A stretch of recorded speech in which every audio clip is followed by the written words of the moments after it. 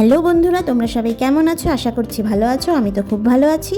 আজকে আবার একটি নতুন রেসিপি নিয়ে চলে এসেছি। আজকে বানাবো এঁচোড়ের কোফতা কারি। তোমরা দেখতে থাকো।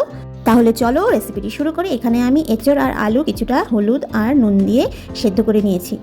এখানে সমস্ত উপকরণগুলো আমি নিয়েছি, এরপর সব আমি একে একে ব্যবহার করে নেব। দেখো, আমি এখানে নিয়ে নিচ্ছি সেদ্ধ করা এঁচোড়, সেদ্ধ করা আলু, আর দিয়েছি চালের গুঁড়ো, সামান্য বেসন, দিচ্ছি জিরে গুঁড়ো, ধনে গুঁড়ো, শুকনো লঙ্কা গুঁড়ো, সামান্য চিনি, লবণ, কিছুটা কিশমিশ দিয়েছি, আদা বাটা, জিরে বাটা দিয়ে আর লঙ্কা বাটা দিয়েছি, দিয়ে ভালো মতো পেস্টটা মেখে নিচ্ছি। এবার এই পেস্টটি থেকে আমরা ছোট ছোট বলের আকারে কোফতাগুলো রেডি করে নেব। তাহলে চলো আমি রেডি করে নিই, তোমরা দেখতে থাকো।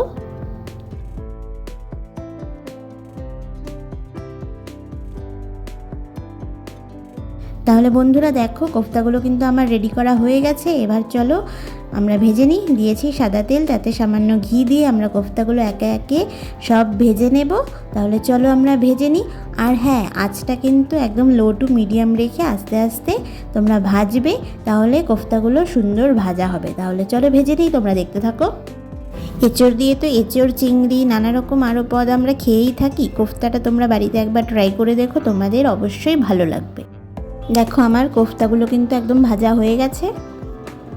এবার রেসিপি শুরু করছি। দিয়েছি সাদা তেলে গোটা জিরে, গোটা গরম মশলা, তেজপাতা আর শুকনো লঙ্কা ফোড়ন দিয়ে ভালো মতো ভেজে নিচ্ছি। এবার দিয়েছি আদা বাটা, লঙ্কা বাটা। এখানে দইয়ের মধ্যে দিয়েছি সমস্ত মশলাগুলো, যেমন জিরে, ধনে, শুকনো লঙ্কা, হলুদ গুঁড়ো আর সামান্য লবণ দিয়ে আমরা একটা মশলাটা গুলিয়ে নিচ্ছি।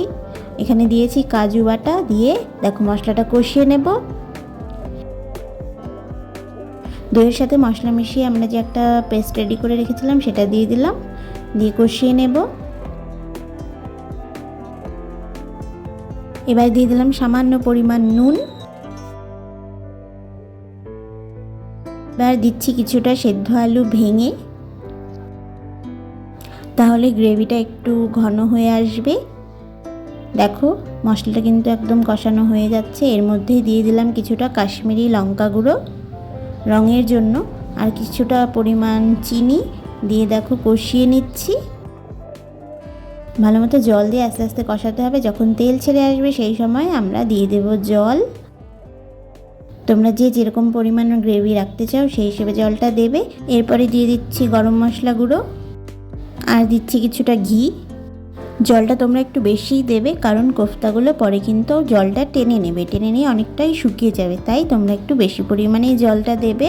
দেখো, কোফতাগুলো কিন্তু একদম রেডি। তাহলে তোমরা জানিও অবশ্যই তোমাদের ভিডিওটি কেমন লাগলো।